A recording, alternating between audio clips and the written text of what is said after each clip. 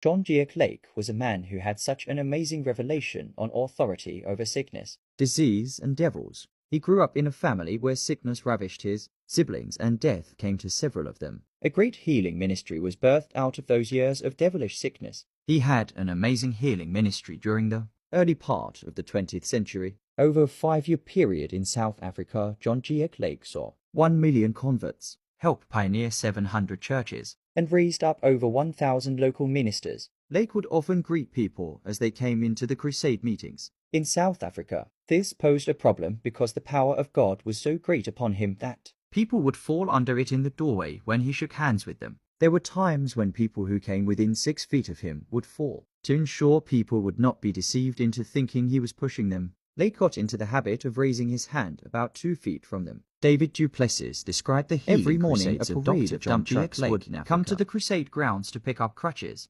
wheelchairs, stretchers, and other medical instruments literally by the ton-load. This went on morning after morning, week after week for 6 straight weeks uninterrupted, with over 250,000 confirmed healings in a 10-year span. John Giek Lake had one of the most effective divine healing ministries recorded. During his time in Spokane, it was declared to be the healthiest city in America. In 1914, John Giek Lake was called by God to Spokane, Washington, where he brought together a team of men and women who he named healing technicians. He opened a suite of rooms in the Rookery Building in downtown Spokane, which eventually became known as the Healing Room. Within a 5 to 6 year period, there were documented over 100 healings, and Spokane was named by a federal government representative as the healthiest city in the world. John Giek Lake was a man of purpose, vision, strength, and character. His one goal in life was to bring the fullness of God to every person. He often said that the secret of heaven's power was not in the doing,